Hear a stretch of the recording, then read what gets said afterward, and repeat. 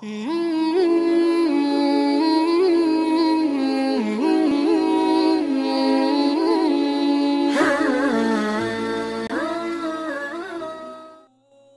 Abu Nawas. Belajar dari buah arbei. Assalamualaikum warahmatullahi wabarakatuh. Halo sobat tukang rekam HD dimanapun berada, semoga hari ini masih diberikan nikmat kesehatan, keluarga yang sehat dan dilimpahkan rezeki yang barokah. Untuk mendukung channel ini, jangan lupa tekan tombol subscribe, like dan berkomentar.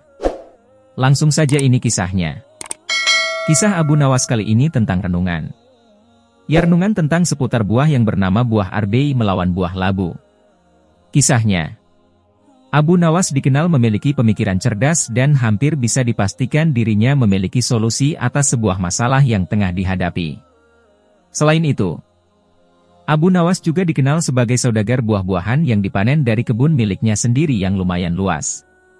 Bahkan saking luasnya kebun yang dimiliki Abu Nawas, sejauh mata memandang yang terlihat adalah bak permadani hijau yang tumbuh subur.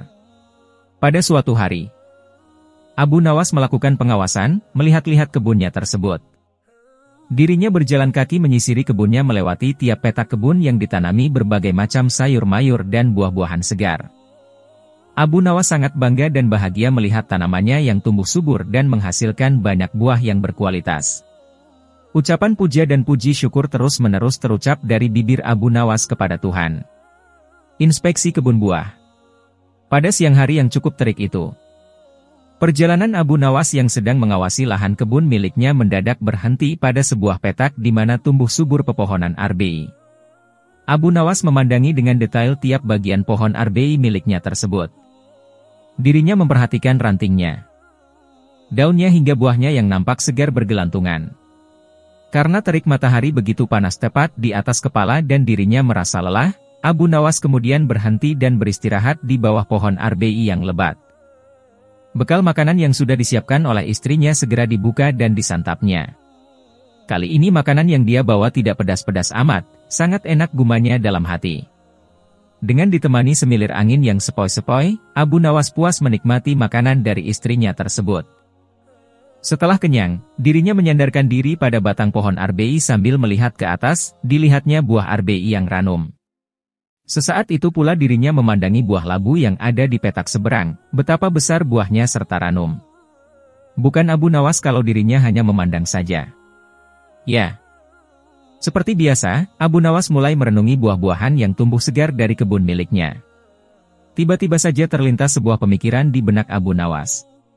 Aku itu heran, apa sebabnya ya pohon arbei yang sebesar ini namun buahnya hanya kecil saja.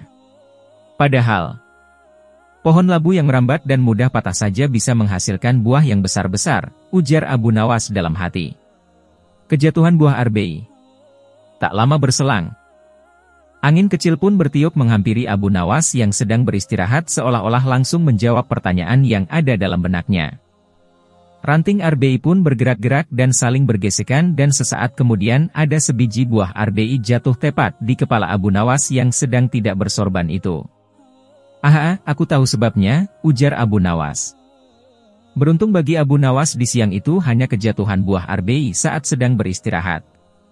Bagaimana jadinya jika saat itu dirinya kejatuhan buah labu?